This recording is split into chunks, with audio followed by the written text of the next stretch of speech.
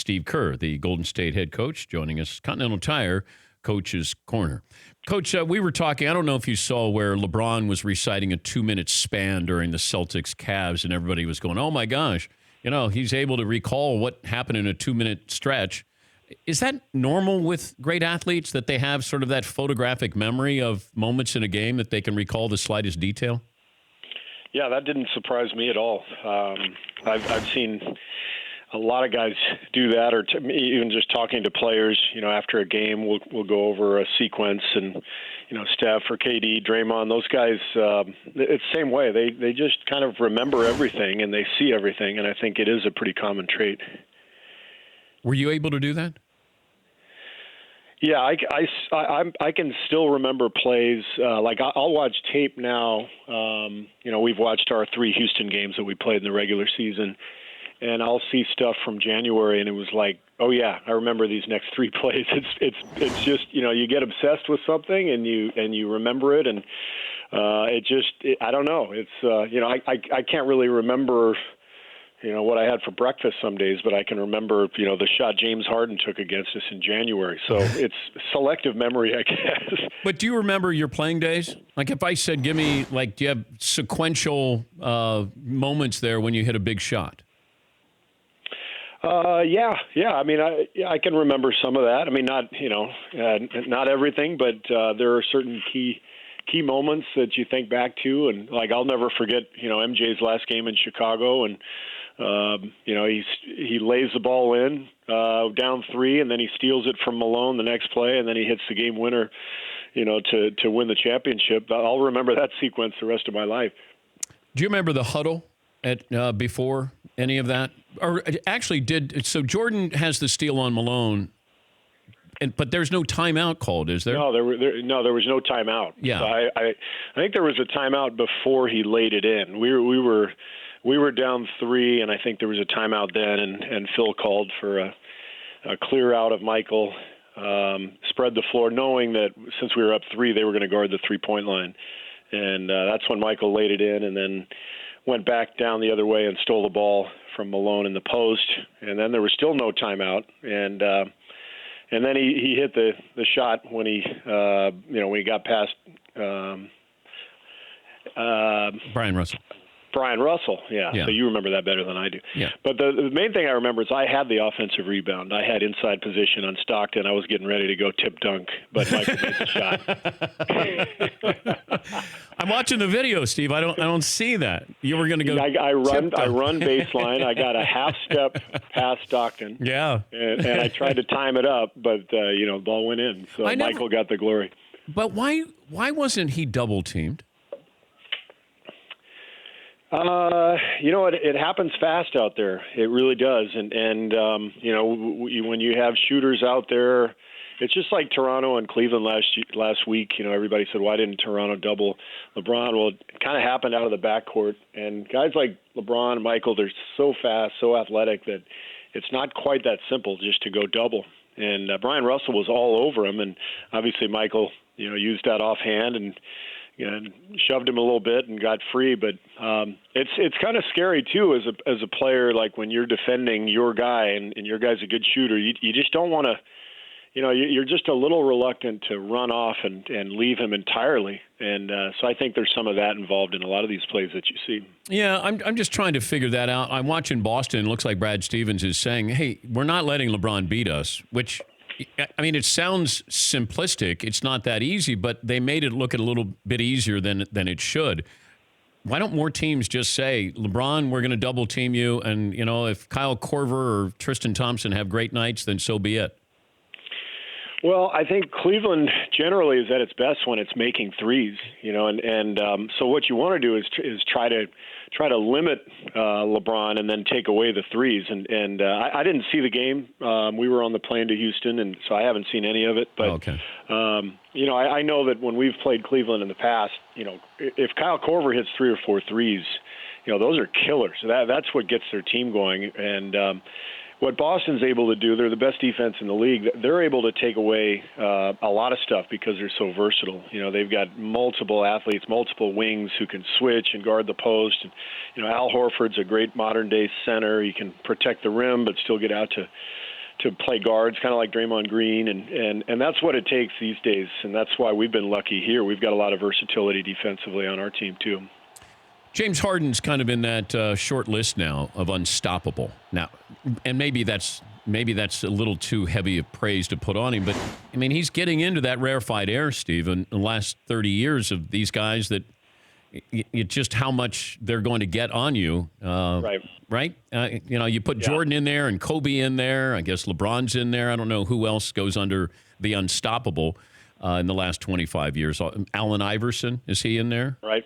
Yeah. Sure. Yeah. And I think it's accentuated now because of the way the game is played. The three-point shot is so much more prominent. It's funny, you look back to like the mid-'80s, you watch a Lakers-Celtics game, and the game is played in this small little radius, and now, I mean, you got guys on Houston spread out 30 feet from the hoop. So, it's made it more difficult to guard one-on-one players, and the rules have changed too. Back then you could hand check more, and now you can't really touch guys, and you have to honor the three-point shooting. So the modern game is perfectly suited for a great one-on-one player like Harden, and Houston's done a really good job of putting the pieces around him to make it even more difficult to help on him, and that's why they've been so good the last couple of years. Where would you put your starting five historically, the last 25 years? I don't know. I mean, it's so hard to compare eras because of what I just talked about with the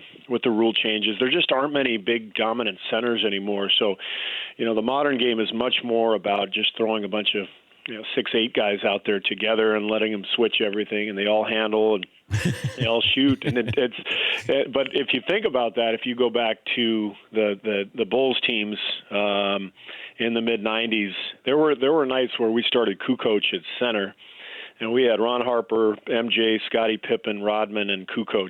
And talk about a lineup that would have thrived in today's game. That was the most versatile, skilled lineup of its time, and I think ours is actually similar. If you think about it, when you got the multiple playmakers and shooters and the big guys who can switch, like Rodman could. I mean, Draymond is as good as anybody. Kevin Durant's really good with that. Iguodala. So you got versatility and multiple playmakers. That's the name of the game these days. And you look at the teams that are still playing; they've all got that. But who would give you the most trouble? You talked about the Bulls perimeter. Harp and Pippen and Mike were so long out there. Rodman, was great as great defender as well. The bad boy Pistons were such a deep team with Hall of Fame guards there. We were talking about this last week with Reggie Miller, and we're just saying which team would give had the ability to guard this or play against this Golden State team. Anybody come up? Well, yeah. I mean, I think those Bulls teams would be best suited just because of what I mentioned, just the versatility. You had to be able to get out to the perimeter, and you've got to be able to get out and guard Steph Curry in a pick and roll 30 feet from the hoop to guard us. And that's a pretty hard thing to do. And the game was so different back then. The bad boys were unbelievable defensively, but is Lambeer going to get out to guard Steph Curry on the perimeter? Of course, they would have let him just maul him and knock him to the ground 6 times. So, different era. True.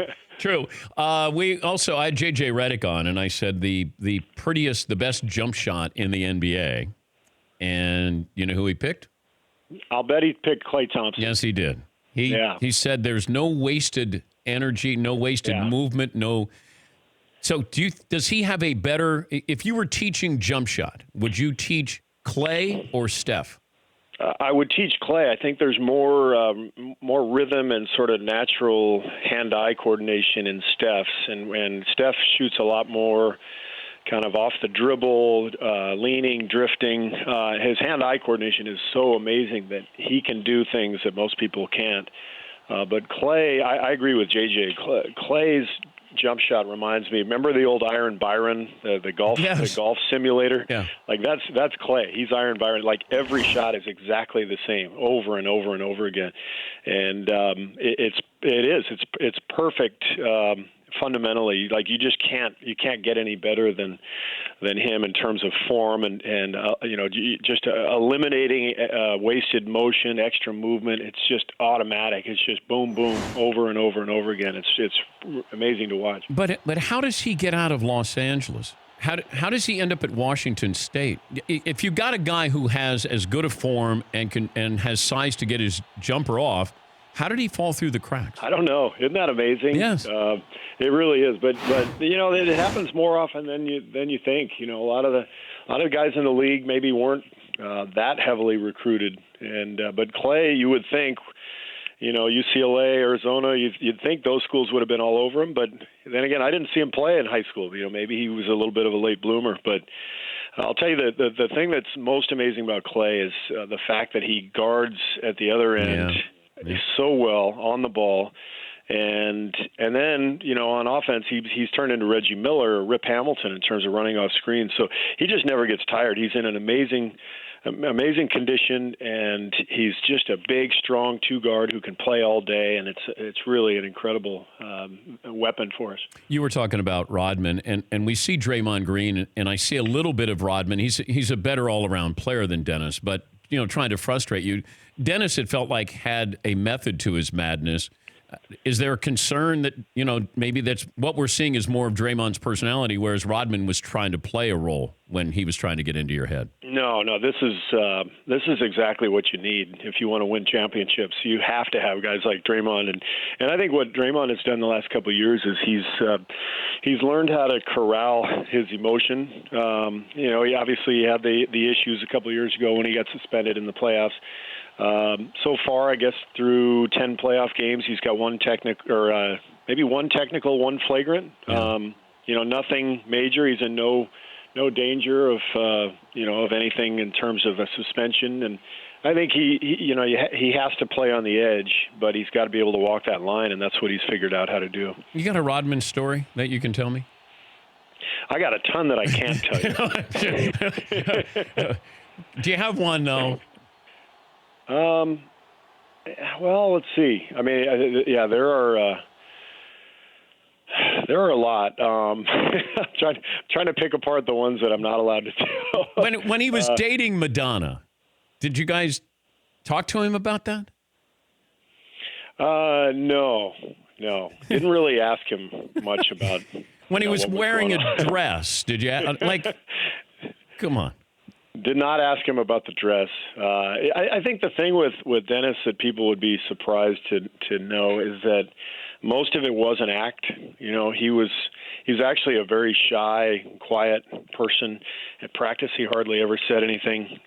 He revered Michael and Phil, and it was just a good worker when he'd come to practice, and then he'd go, and all kinds of hell would break loose. And you'd turn on the TV, you'd be like, "What the hell's going on?" And then he'd come back to practice and just be quiet, and then do his work and go home again and do something else crazy. Well, that time that I was out with him at the Crowbar, and then came in. Remember that? I came in the next morning, and you and Judd Bushler are going, out with Dennis, and Dennis is running around like a madman. And I'm like seeing 5 different heads when I'm looking out there. And I think Dennis had he had like 18 rebounds that night or something crazy, but just boundless energy. And anytime you went up to the bar, you had to do a kamikaze shot. So he was at the bar, and then he had a Chicago police shirt on, and then he would say, he kept calling me Sager. He'd go, "Hey, he thought it was Craig Sager. He'd go, "Sager, do a shot." So anytime you went to get a beer, you had to do a shot. So thank God there was no social media back then, Steve. Thank God. We know that. And then he'd get 23 boards the next night. God. Unbelievable. Did he ever guard Jordan in practice? A little bit. He'd get switched on to him or something, and usually it was more fun than anything. Michael would laugh and and they would kind of smile, but it was fun to watch. And Scotty, same thing. Scotty and Michael going at it in practice was amazing. That would be real, though, watching those two go at it. Whereas that was real. The old Dennis from the Piston days would have been great, but not the one with the Bulls. Hey, I know you got to go, and have fun tonight. Thanks for joining us. Great to talk to you again, Steve. I appreciate it, Dan. Take care. Thanks. That's Steve Kerr, Continental Tire Coach's Corner. Continental Tire, exclusive tire of Major League Soccer since 2010. Continental Tire has been getting fans to and from the match with confidence, with the traction, performance, and comfort fans demand in a tire. Continental Tire. You can tweet them using the hashtag #OdeToSoccer. Continental Tire, proud supporter of the Dan Patrick Show. For more Dan Patrick Show, tune to Audience Channel 239 on DirecTV or download the Dan Patrick Show app.